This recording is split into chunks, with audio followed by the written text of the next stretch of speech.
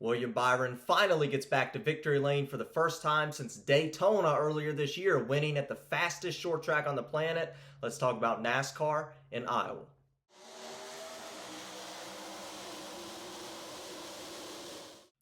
Hello everybody, welcome to Dirty Air. I'm your host Alex Lambert, and let's talk about NASCAR at Iowa Speedway, the fastest short track on the planet, the .875 mile oval, and it was a great race today. At least I thought it was a great race today. William Byron gets back to victory lane, a long-awaited win for William Byron. It's his first time winning since the Daytona 500 back in February, but a lot of shoulda, coulda, woulda for him. We'll talk about that. We'll break down the top 10, which is really going to be the best way to describe this race, is looking through the top 10. We'll break down the playoffs as it heats up. Only 3 races to go to the NASCAR playoff grid is set, and then of course we'll take a look at the regular season standings as well, and let's break down everything at this short track. And I thought it was a fairly solid race. And in NASCAR today, in 2025, and really the last few years with the new car, one of the key elements to almost every single race now, more so than ever, it's always been a key element to some of these racetracks, but at almost every racetrack we go to now is strategy. You hear Steve Letarte on the broadcast talking about leapfrogging, fuel saving at every single type of racetrack, even short tracks now. That is the name of the game in NASCAR right now. That is the name of the game in almost a majority of the race car and the NASCAR finishes we see at this point in the NASCAR season, at this point that we are in NASCAR. Even if you like it, I'm not saying it's a good thing, I'm not saying it's a bad thing, but right now that is what it's like in NASCAR, and that's what William Byron did today. He was able to save enough fuel. Now, it does take driver talent to save enough fuel. We've seen where it hasn't quite worked out for some guys in the past, but it's worked out for a few drivers this year. Denny Hamlin was able to do it earlier this year at Michigan, ran William Byron out of fuel. Chase Briscoe was able to do it earlier this year in Pocono, where he should have ran out of fuel, was able to win the race. Bubba Wallace should have run out of fuel last week, won at Indianapolis, was able to save enough. William Byron saved enough today. That is the name of the game right now in the NASCAR Cup Series, and that's going to be the name of the game for quite some time, and that'll be something to watch as we enter the playoffs. Why is this a big win for William Byron? This is a big win because what has he lost so far this year? William Byron probably is one of those drivers I would look at as he maybe should have 3, 4, maybe even 5 wins. I sort of joked about it earlier this year on the show. Did William Byron cash all his luck out in the Daytona 500, going from, 8th to 1st on the final lap or something like that, with sort of a lucky situation to win the Daytona 500. But William Byron won the Daytona 500, and we can look at multiple races that he should have won. I go back to Darlington when he led most of the laps, had a bad pit stop in the closing laps, did not win at Darlington. I go back to Michigan just a few weeks ago where we just talked about Denny Hamlin ran William Byron out of fuel. You go back to the Coca-Cola 600, one of NASCAR's crown jewel events where William Byron led the most laps, looked to be one of the drivers to beat, and then Ross Chastain, starting last, comes up and beats him. So it's been a long season for William Byron. Yes, he's been consistent. Yes, he's the points leader right now, been extremely consistent, has shown a lot of raw speed, but could not get that win.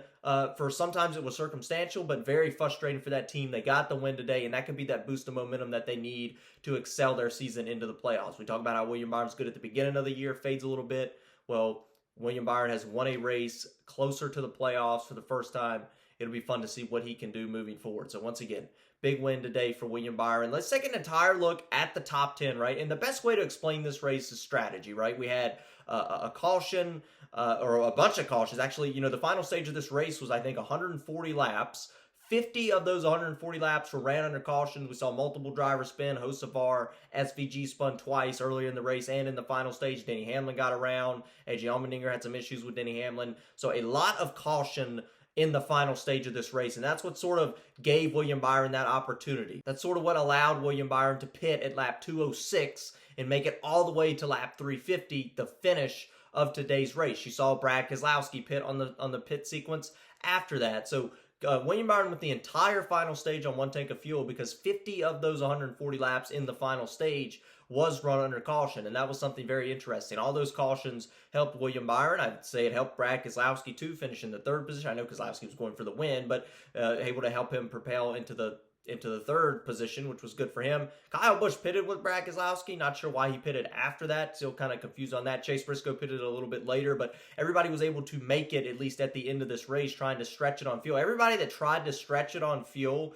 that tried to do that leapfrogging or whatever, they finished up front. So that's what happened today. William Byron with the win, Chase Briscoe with the solid 2nd place finish. A big deal for Chase Briscoe, right? Finishing 2nd today. That is now, 3 second place finishes the last 4 races. They finished 2nd a few weeks ago to SVG, and then finished second at Dover to Denny Hamlin, and then finished second today to William Byron. So once again, Chase Briscoe, and I don't think this is like Chase Briscoe. I talk about sometimes getting over that hump of winning the race. I don't think this is Chase Briscoe losing the race at the end. I think this is Chase Briscoe capitalizing on what he has. I don't even know if Chase Briscoe should have finished second today, but he was able to do it. The team was able to execute. James Small, Chase Briscoe, both of them have a lot to prove this year. I've talked about it multiple weeks on this show. Second place today. They're talking about winning more races. Even in his post-race interview, I like what he said. We're going to go out there and try to win next week at Watkins Glen. Realistically, Chase Briscoe is right now 1 win on the season earlier this year at Pocono. Very realistically, he is a very competitive driver. I could see Chase Briscoe winning multiple races this year. Every week when I go into a NASCAR Cup Series race, when I watch the race on TV or go to the race in person, I know the 19 team is now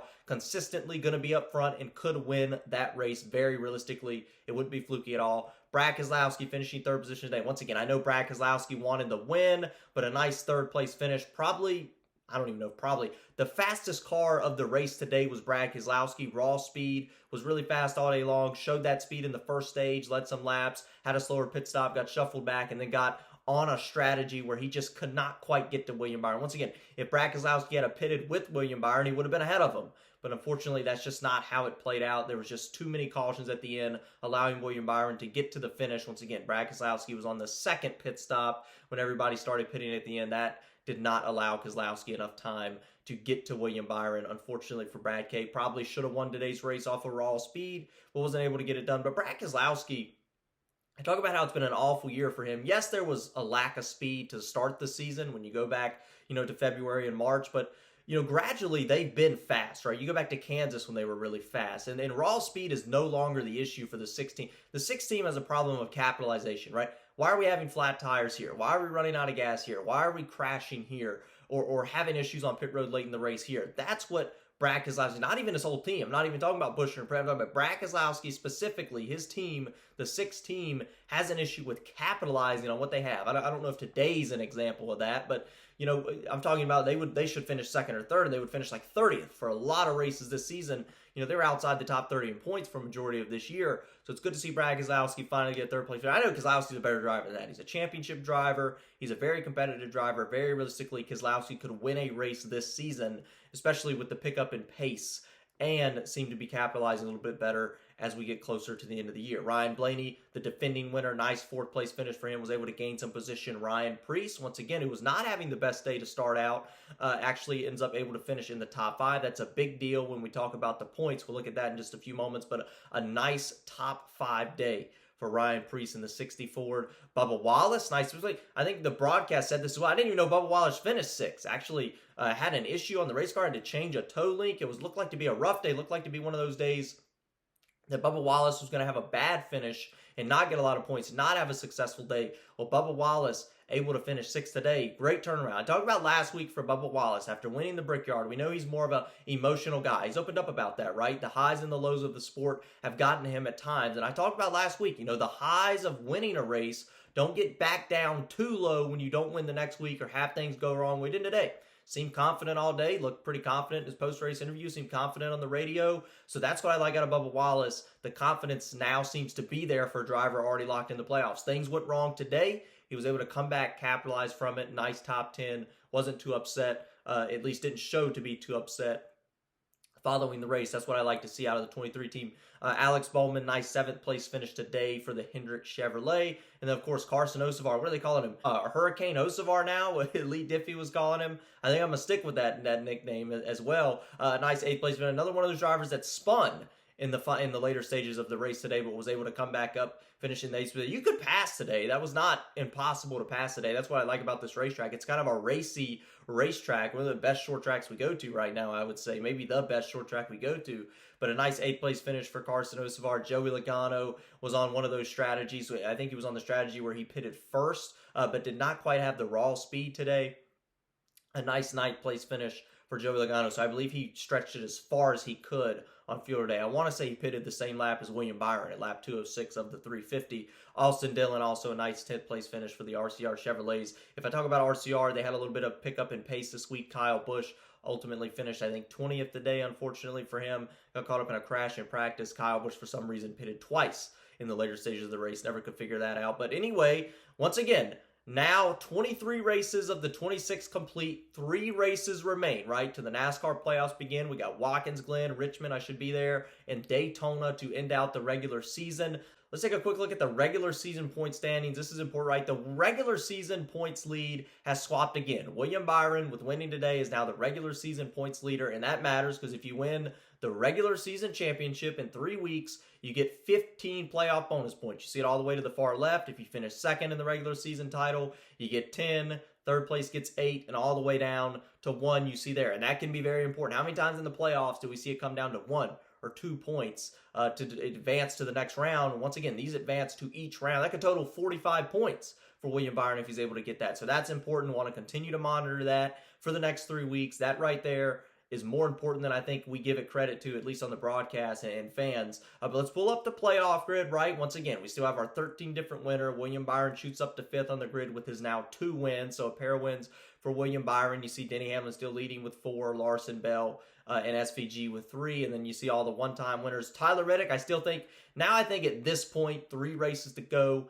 we can kind of lock Tyler Reddick in, right? He's good. He should lock himself in, should be in gold before entering Daytona in a couple of weeks. Alex Bowman, 63 points above. I like that cushion. I like being in 15th because you have a good cushion now over 16th, right? So if there is a new winner, which is very possible, Brad Keselowski, Kyle Busch, Daytona coming up, Watkins Glen next week, road court, you could very realistically get a new winner. If you do, the cut line moves up. Well, Alex Bowman has a cushion. It's in his control now whether he could point his way in if there is at least one more new winner. Chris Buescher, 23 points above the cut line as it stands right now. He lost a lot today. Chris Buescher lost a lot to his teammate today. Not the best day for Chris Buescher. Ryan Preece had a phenomenal day, right? Was able to finish in the 5th position. I think he got a few stage points as well. I think it's Steve Letarte might have said it in the post-race show, the 6th most points today. So 30-something points for Ryan Preece today. A phenomenal day for that.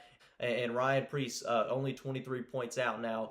Could point his way in, right? That's very realistically possible. Now, if I look at Kyle Busch, Ty Gibbs, Allmendinger, you almost want to just take the number away, put -1 win, which is probably what I'm going to do moving forward because they're going to have to win a race to advance into the playoffs. So once again, just wanted to break that down. I do want to mention I did think Iowa is a great racetrack to go to now. This is only the 2nd year we've been to this racetrack. I really like it. It's very racy. There's multiple grooves, right? It's sort of a narrow groove, but there are multiple grooves where you can fit 2, 3 cars next to each other and race it out. I think the racing for the first 2 years of this racetrack has been great. The fans tend to show up. I know it isn't, a Bristol where it holds over 100,000 fans, but it does have a solid crowd. It looks like they sold out today, and that's important, and that's exciting to watch. But anyway, that's it. All there is to discuss following NASCAR in the Heartland, NASCAR at Iowa. We do head to Watkins Glen next week for the final road course before the playoffs. 2 road courses to go in the season. We'll see what happens. We'll see if SVG can get another win, get his 4th win of the NASCAR season. That's it. Really all there is to talk about. Like and subscribe if you like the video, and of course, let's get rowdy.